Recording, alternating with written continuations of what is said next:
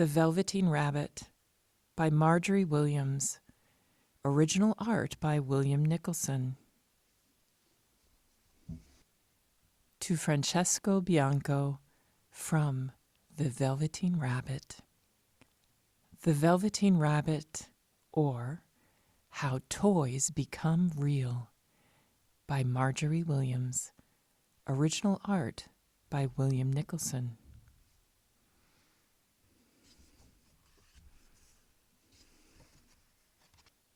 The Velveteen Rabbit, or How Toys Become Real. There was once a Velveteen Rabbit, and in the beginning he was really splendid. He was fat and bunchy as a rabbit should be.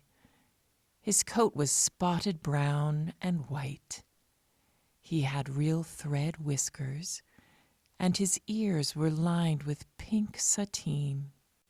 On Christmas morning, when he sat wedged in the top of the boy's stocking, with a sprig of holly between his paws, the effect was charming.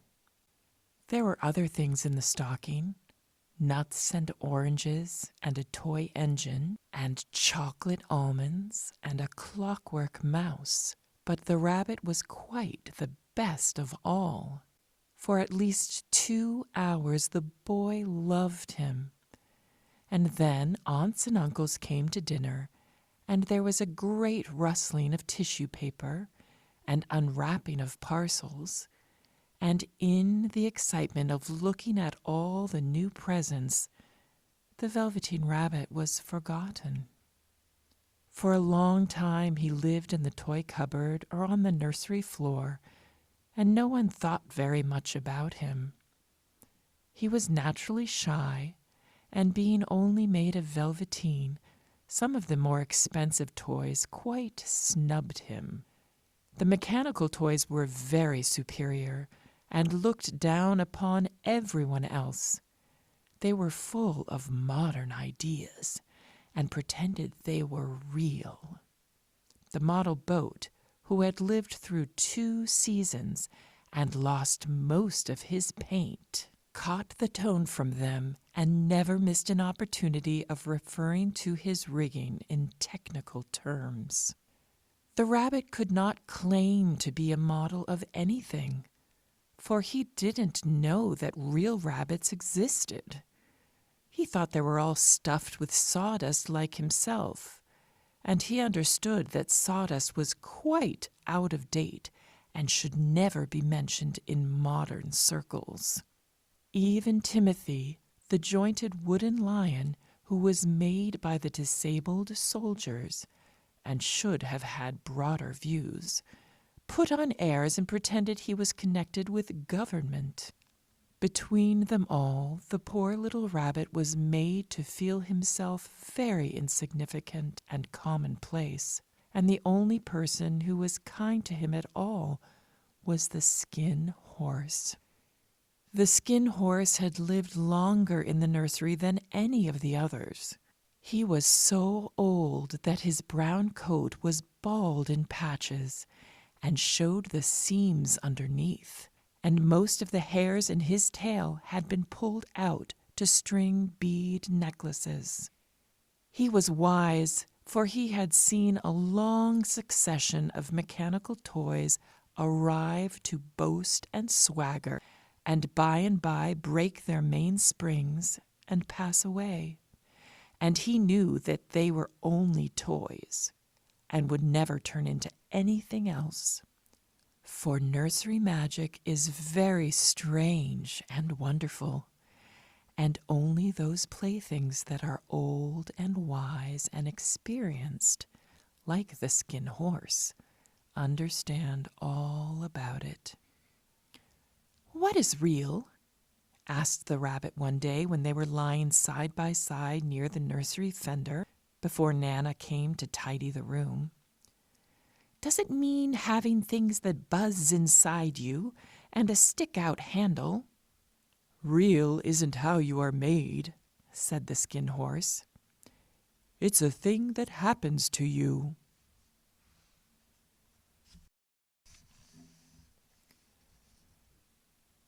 When a child loves you for a long, long time, not just to play with, but really loves you, then you become real." "Does it hurt?" asked the rabbit. "Sometimes," said the Skin Horse, for he was always truthful. "When you are real, you don't mind being hurt."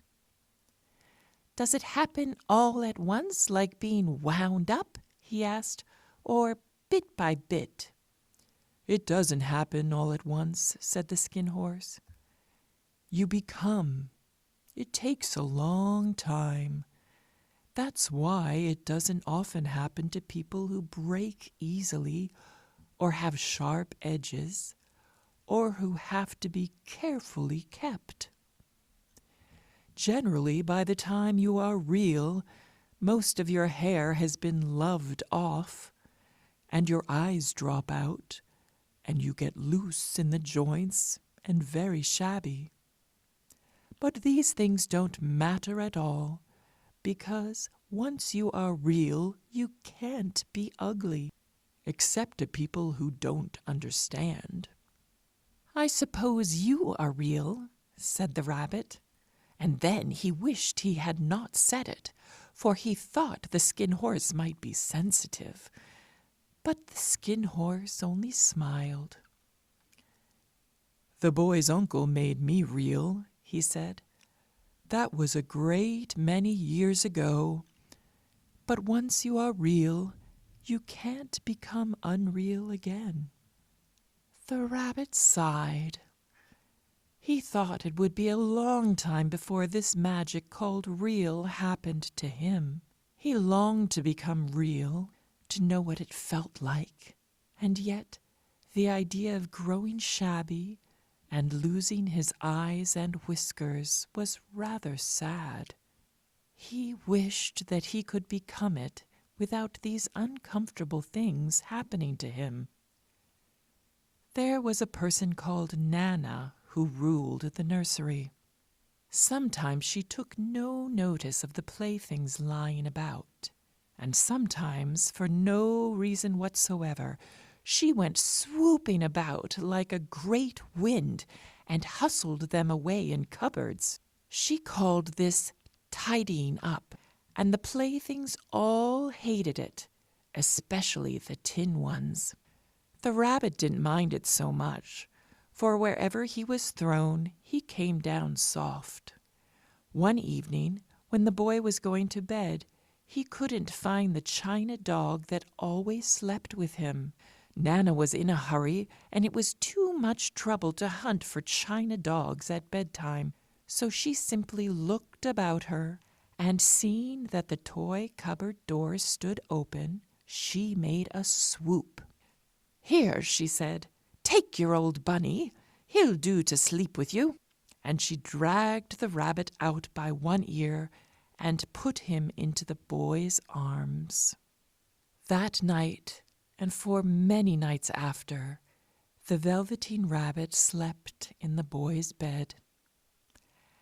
At first he found it rather uncomfortable, for the boy hugged him very tight, and sometimes he rolled over on him, and sometimes he pushed him so far under the pillow that the rabbit could scarcely breathe.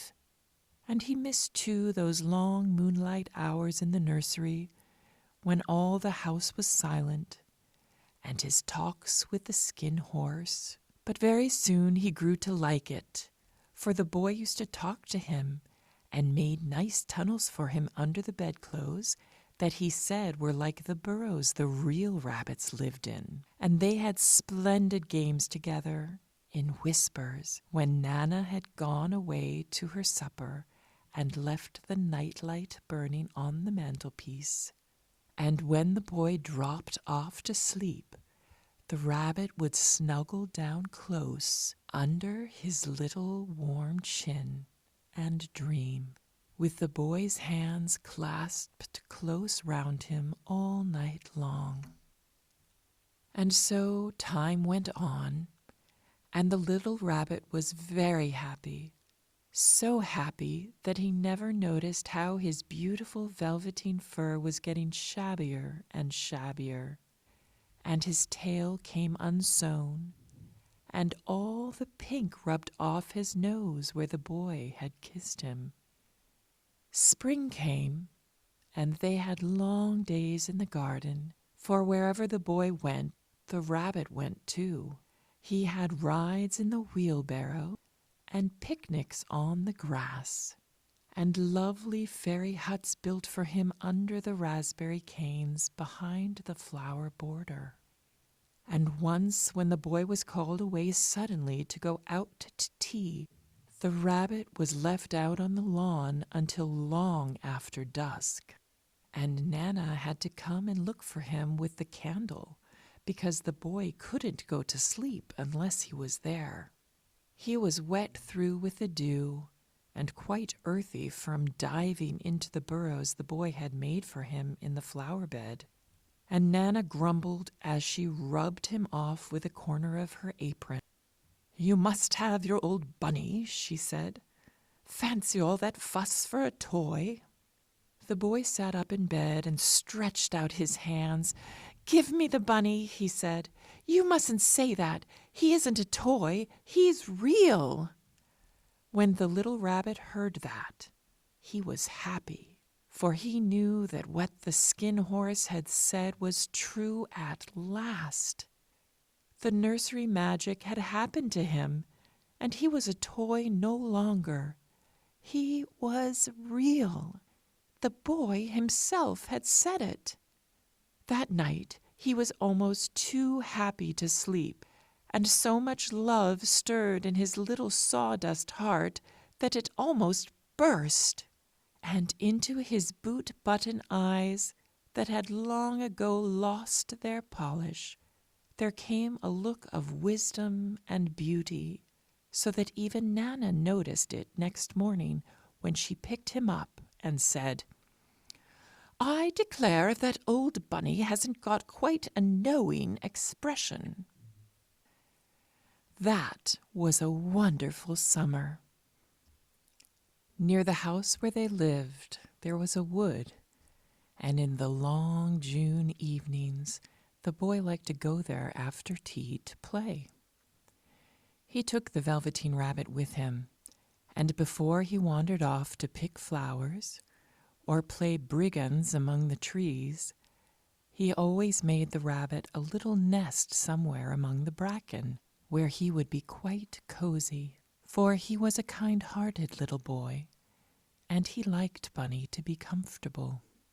One evening, while the rabbit was lying there alone, watching the ants that ran to and fro between his velvet paws in the grass, he saw two strange beings creep out of the tall bracken near him. They were rabbits like himself, but quite furry and brand new. They must have been very well made, for their seams didn't show at all, and they changed shape in a queer way when they moved. One minute they were long and thin, and the next minute fat and bunchy, instead of always staying the same like he did. Their feet padded softly on the ground, and they crept quite close to him, twitching their noses, while the rabbit stared hard to see which side the clockwork struck out, for he knew that people who jump generally have something to wind them up. But he couldn't see it. They were evidently a new kind of rabbit altogether. They stared at him, and the little rabbit stared back, and all the time their noses twitched. "Why don't you get up and play with us?" one of them asked. "I don't feel like it," said the rabbit, for he didn't want to explain that he had no clockwork. "Ho!" said the furry rabbit. "It's as easy as anything." And he gave a big hop sideways and stood on his hind legs. "I don't believe you can," he said. "I can," said the little rabbit. "I can jump higher than anything." He meant when the boy threw him, but he didn't want to say so. "Can you hop on your hind legs?" asked the furry rabbit. That was a dreadful question, for the Velveteen Rabbit had no hind legs at all. The back of him was all in one piece, like a pincushion.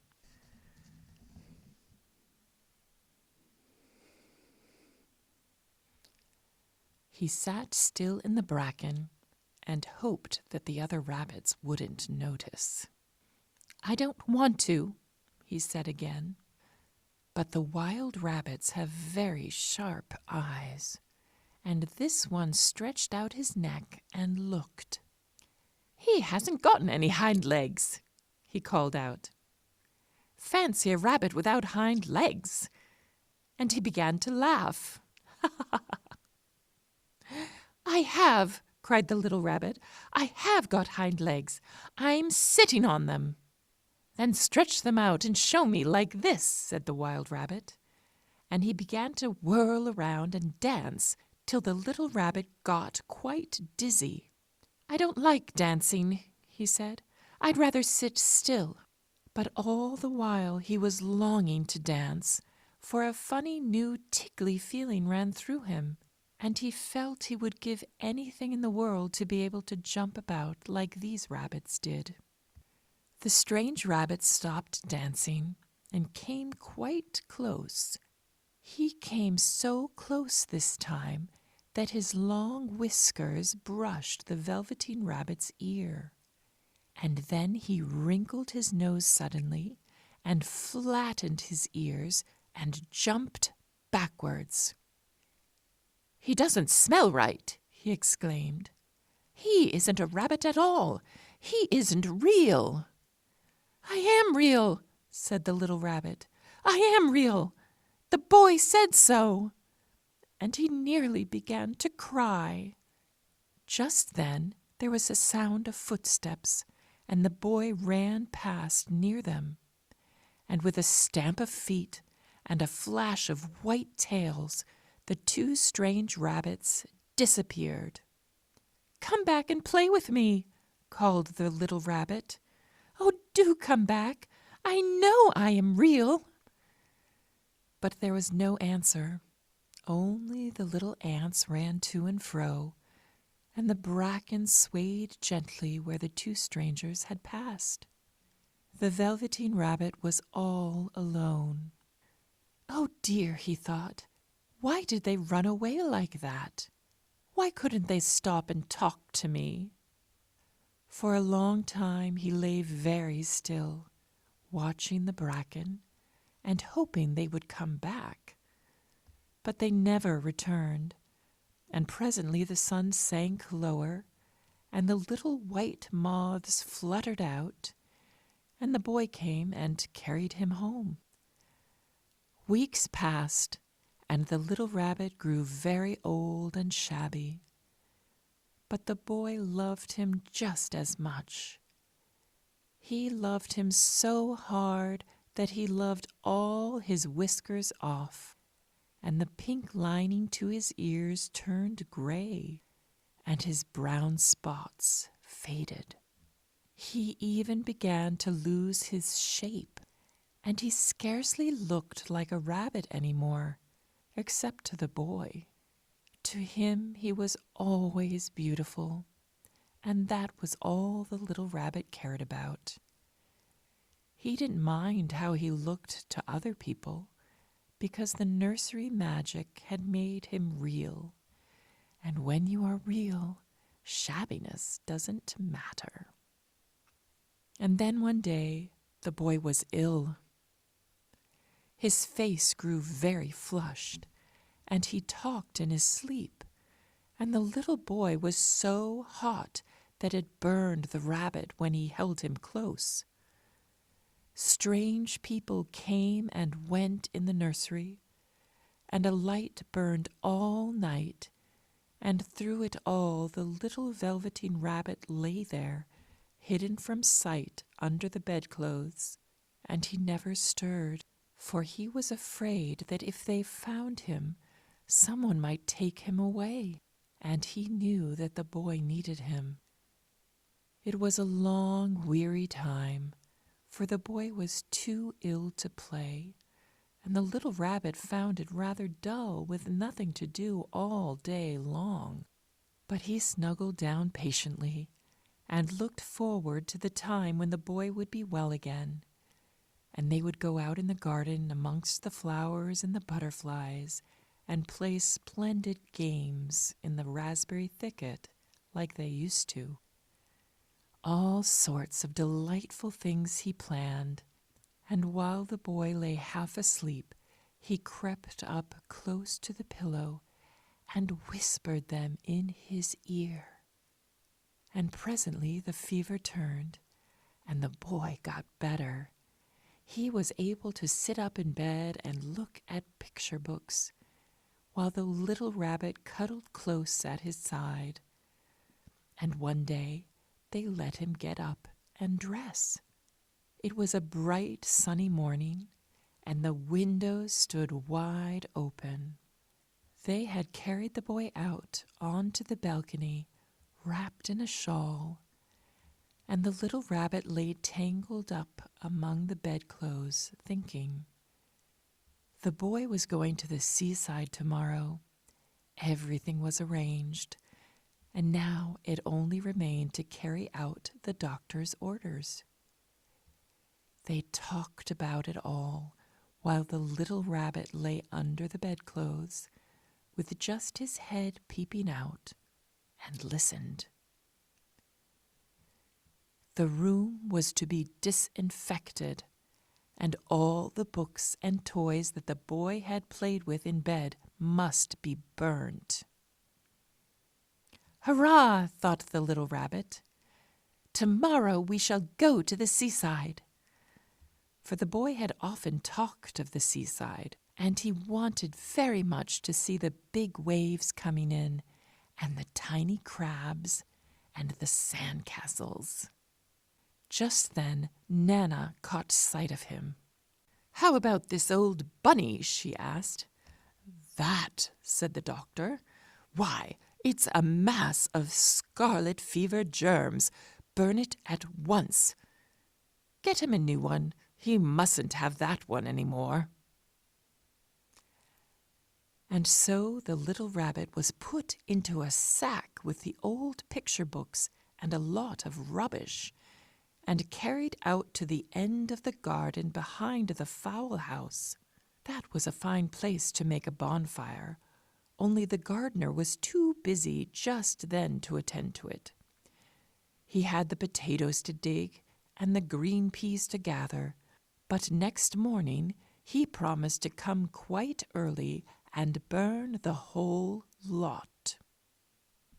That night the boy slept in a different bedroom, and he had a new bunny to sleep with him. It was a splendid bunny, all white plush with real glass eyes.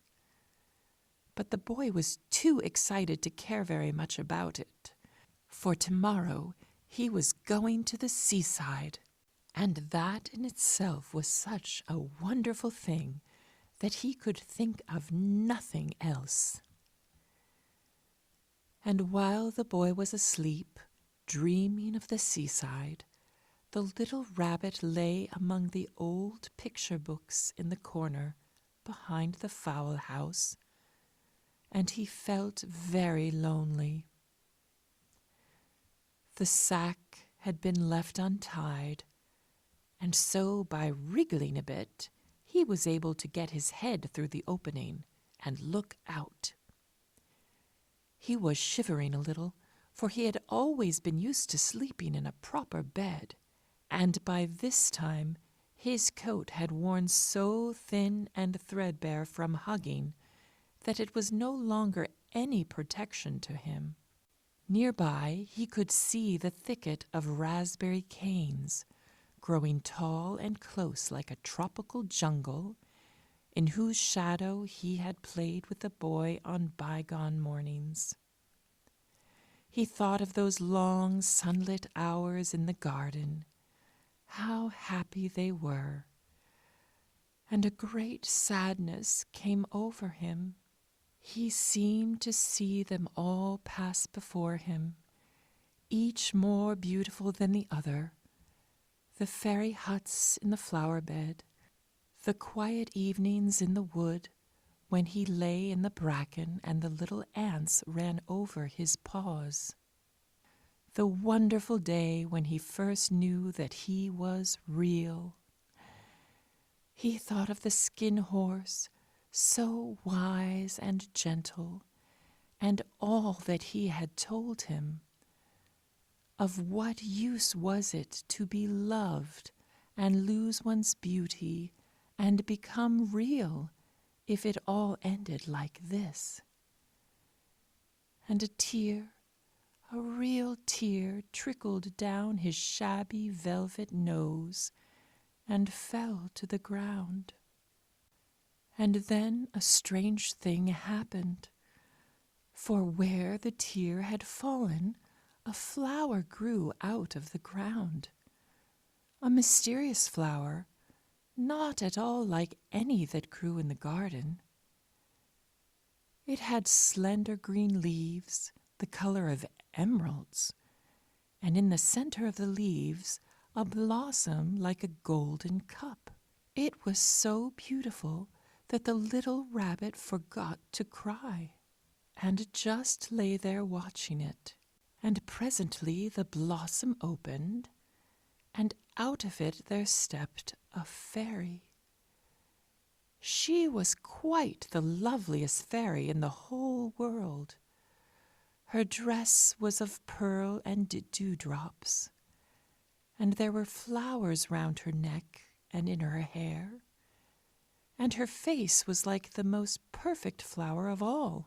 And she came close to the little rabbit and gathered him up in her arms and kissed him on his velveteen nose that was all damp from crying.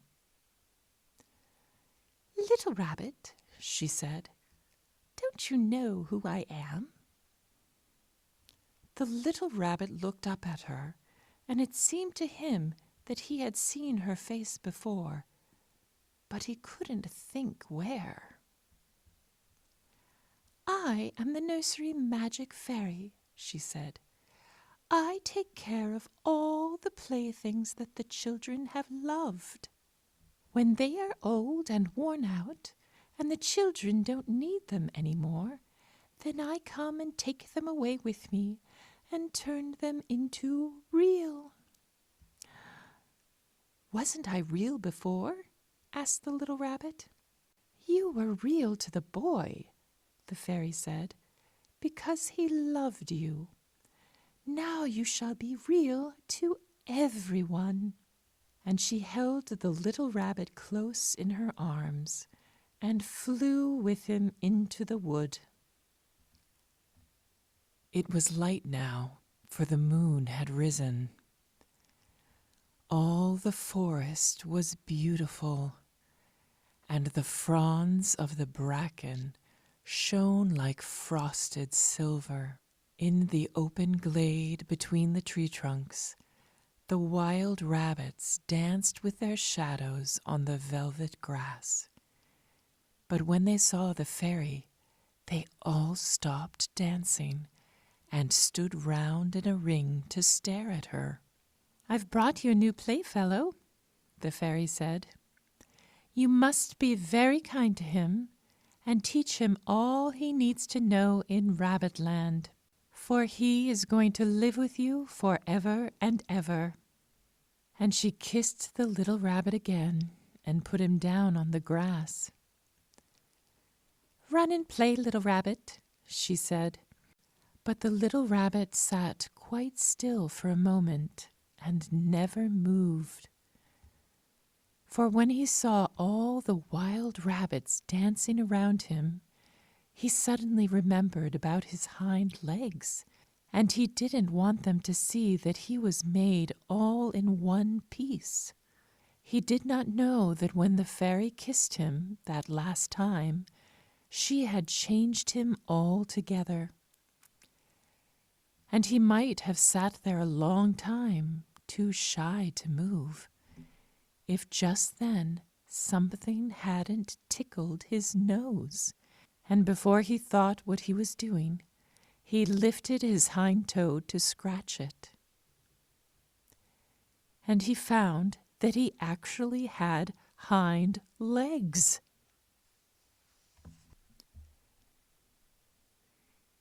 Instead of dingy velveteen, he had brown fur, soft and shiny.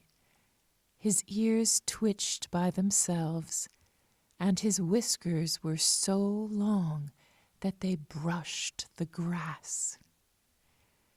He gave one leap, and the joy of using those hind legs was so great that he went springing about the turf on them, jumping sideways and whirling round as the others did.